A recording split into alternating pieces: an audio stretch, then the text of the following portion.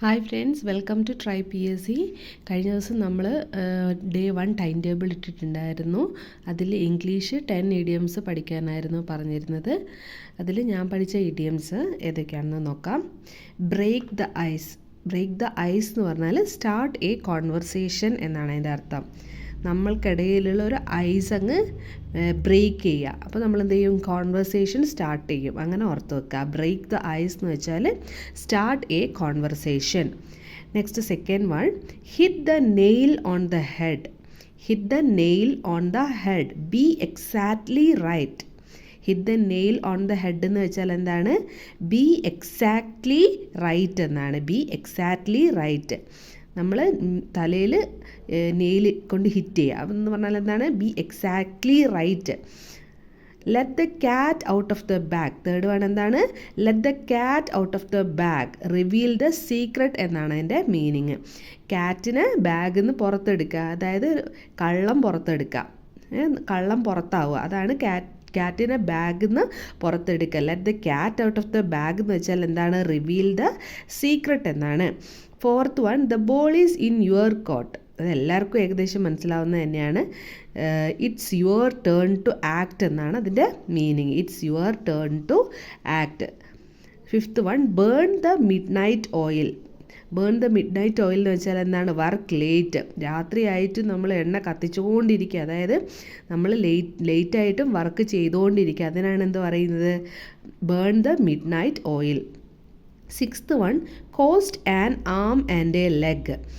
ഒരു ആമും കൈയും കാലും കോസ്റ്റ് ചെയ്യുന്നു എന്ന് പറയുന്നത്, അതായത് വെരി എക്സ്പെൻസീവ് എന്നാണ് അതിൻ്റെ അർത്ഥം. Cost a arm and a leg എന്ന് പറഞ്ഞാൽ എന്താണ്? വെരി എക്സ്പെൻസീവ് എന്നാണ് അതിൻ്റെ അർത്ഥം. Seventh one, cry over spilled milk. Cry over spilled milk. Regret something minor. Just ഒരു പാല് തൂവിപ്പോയതിന് എന്താ പറയുക, കരയുക എന്ന് വെച്ചാൽ എന്താണ്? ചെറിയ കാര്യത്തിന് റിഗ്രറ്റ് ചെയ്യുന്നതിനാണ്. റിഗ്രറ്റ് സംതിങ് മൈനർ എന്നാണ് ക്രൈ ഓവർ സ്പിൽഡ് മിൽക്ക് എന്നതിൻ്റെ meaning. Eighth one, hit the sack. Hit the sack എന്ന് വെച്ചാൽ എന്താണ്? ഗോ ടു സ്ലീപ്പ് എന്നാണ്. ഹിറ്റ് ദ സാക്ക് എന്ന് വെച്ചാൽ എന്താണ്? ഗോ ടു സ്ലീപ്പ് എന്നാണ്. Ninth one, kick the bucket. Kick the bucket എന്ന് വെച്ചാൽ എന്താണ്? ഡൈ ചെയ്യുന്ന, അതാണ് കിക്ക് ദ ബക്കറ്റ്. അപ്പോൾ നമ്മൾ ഇപ്പോൾ സൂയിസൈഡൊക്കെ ചെയ്യാൻ പോകുന്ന നേരം ബക്കറ്റ് എടുത്ത് വെച്ചിട്ട് ബക്കറ്റ് അങ്ങ് തട്ടിയെന്ന് ആലോചിച്ചാൽ അപ്പോൾ എന്താ? നമ്മൾ ഡൈ ആവും. അപ്പോൾ പിന്നെ ഈ ആത്മഹത്യ ചെയ്യാൻ വേണ്ടിയിട്ട് തൂങ്ങിച്ചാവുന്ന ആൾക്കാരൊക്കെ ഉണ്ടല്ലോ, അപ്പോൾ അവർ സ്റ്റൂളിന് പകരം ബക്കറ്റാണ് വെച്ചത്. ആ ബക്കറ്റ് തട്ടി എന്തായത്?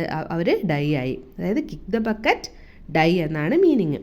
Let the sleeping dogs lie എന്നതിൻ്റെ അർത്ഥം എന്താണ്? Avoid restarting conflict.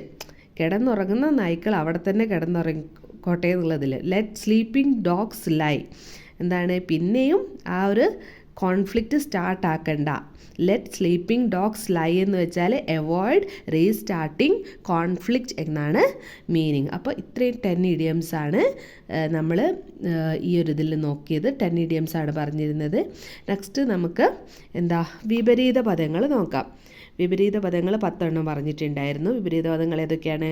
First one, പരുഷം. പരുഷം എന്നതിൻ്റെ ഓപ്പോസിറ്റ് എന്താണ്? വിപരീതം എന്താണ്? മൃദുലമാണ്. പരുഷം, മൃദുലം. പരുഷം, മൃദുലം. ഒരു 5 പ്രാവശ്യമെങ്കിലും പറഞ്ഞ് പഠിക്കുക. പരുഷം എന്ന് വെച്ചാൽ എന്താണ്? മൃദുലം. പരുഷമായിട്ടുള്ള ആൾക്കാർ, മൃദുലമായിട്ടുള്ള ആൾക്കാർ.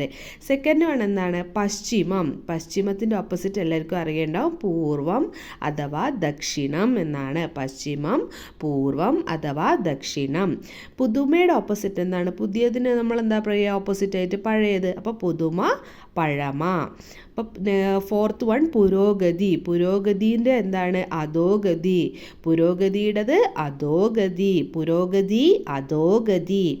അഞ്ചാമത്തത് പുരോഗമനം. അധോഗമനം അല്ല, പശ്ചാത്ഗമനമാണ്. പുരോഗമനം എന്താണ്? ഓപ്പോസിറ്റ് എന്താണ്? പശ്ചാത്ഗമനമാണ്. പുരോഗമനം, പശ്ചാത്ഗമനം. പ്രതി എന്താണ്? പ്രതിൻ്റെ ഓപ്പോസിറ്റ് വാദി. പ്രതി. നീ പ്രതിയാണെങ്കിൽ ആരാണ്? വാദി ആണ് മറ്റേ ആൾ. പ്രതിയുടെ ഓപ്പോസിറ്റ് എന്താണ്? വാദിയാണ്. പ്രതിപത്തി എന്ന് വെച്ചാൽ എന്താണ്? അതിൻ്റെ ഓപ്പോസിറ്റ് എന്താണ്? വിപ്രതിപത്തി. പ്രതിപത്തി, വിപ്രതിപത്തി. പ്രതിപത്തി, വിപ്രതിപത്തി. 8th വൺ പ്രത്യക്ഷം.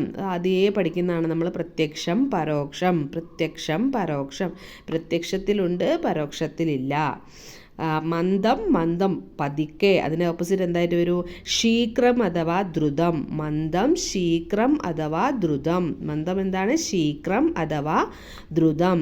നെക്സ്റ്റ് വൺ മോദം. മോദത്തിൻ്റെ ഓപ്പോസിറ്റ് എന്താ? ഖേദം. മോദം ച ആനന്ദം, ഖേദം ദുഃഖം. മോദം ഖേദം, മോദം ഖേദം. അപ്പോൾ നമ്മൾ 10 വിപരീത പദങ്ങൾ നോക്കിയിട്ടുണ്ട്. ഇനി നമ്മൾ നോക്കാൻ പോകുന്നത് പദശുദ്ധിയാണ്. പദശുദ്ധി 10 നമുക്ക് നോക്കാം. പദശുദ്ധിയിൽ ഫസ്റ്റ് വൺ എന്താണ് എഴുതിയിരിക്കുന്നത്? ആകാംക്ഷ. ആകാംക്ഷയാണ് എഴുതിയിരിക്കുന്നത്. അങ്ങനെയല്ല എഴുതേണ്ടത്. ആകാംക്ഷ.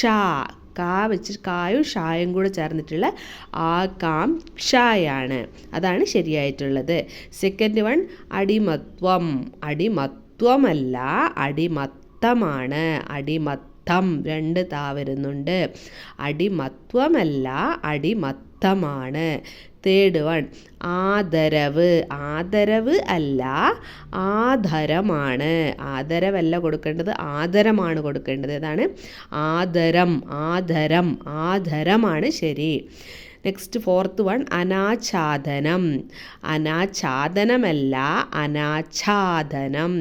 അനാശ്ചാദനമല്ല, അനാച്ഛാദനം. ഷ് വേണ്ട, ഛാദനം 2 ച.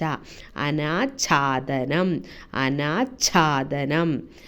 ഐക്യത. ഫിഫ്ത്ത് വൺ ഐക്യത അല്ല, ഐക്യം. ഐക്യത അല്ല, എന്താണ്? ഐക്യമാണ്. ഐക്യത എന്ന് പറഞ്ഞാൽ എന്താണ്? തെറ്റാണ്.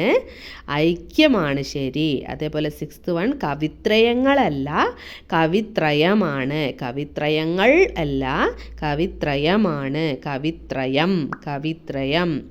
ഇനി സെവൻത്ത് വൺ ഐച്ഛികമല്ല, ഐച്ഛികം. ഐച്ഛികം, ഐച്ഛികം. അതേപോലെ 8th വൺ കണ്ണിണകളല്ല, കണ്ണിണ. കണ്ണിണ, കണ്ണിണ ചിമ്മാതെ. കണ്ണിണകൾ ചിമ്മാതെ എന്ന് പറയേണ്ട ആവശ്യമില്ല. കണ്ണിണ. പതിവ്രതയല്ല, പതിവ്രതയാണ്. പതിവ്രതയല്ല, എന്താണ്? പതിവ്രതയാണ്. പതിവ്രതയല്ല, പതിവ്രതയാണ്. കരസ്ഥം. കരസ്ഥം ആദ്യത്തെ തായല്ല, ഏതാണ്? കാര്യസ്ഥൻ്റെ തായായ അതാണ് കരസ്ഥത്തിൽ വരുന്നത്. അപ്പോൾ നമ്മൾ 10 പദശുദ്ധിയും നോക്കിയിട്ടുണ്ട്. ഇനി നമുക്ക് നെക്സ്റ്റ് വീഡിയോയിൽ മാർച്ച് 1ൻ്റെയും മാർച്ച് 18ൻ്റെയും കറണ്ട് അഫേഴ്സ് ആയിരുന്നു പറഞ്ഞിരുന്നത്. അത് നമുക്ക് നെക്സ്റ്റ് വീഡിയോയിൽ നോക്കാം. ബാക്കിയുള്ള പോർഷൻസും അതിൻ്റെ കൂടെ നോക്കാവുന്നതാണ്. ഇന്ന് നമ്മൾ ഈ ഡേ 1 കംപ്ലീറ്റ് ചെയ്തതിന് ശേഷം ഇന്നോ അല്ലെങ്കിൽ നാളെയോ നമ്മൾ ഡേ 2ൻ്റെ ടൈം ടേബിൾ ഇടുന്നതാണ്. അപ്പോൾ കറക്റ്റായിട്ട് നമ്മൾ ഈ ടൈം ടേബിൾ ഫോളോ ചെയ്ത് പോയി കഴിഞ്ഞാൽ നിങ്ങൾക്ക് വർക്ക് ലോഡ് കുറയുകയും അറിയാണ്ട് തന്നെ നമ്മൾ കുറച്ച് പഠിച്ച് ജസ്റ്റ് ഒരു നല്ല ഒരു സിലബസ് കംപ്ലീറ്റ് ചെയ്യുന്ന രീതിക്ക് ആക്കാവുന്നതുമാണ്. അപ്പം നമുക്ക് ഒരുമിച്ച് നേടാം 2017 LDC. Thank you.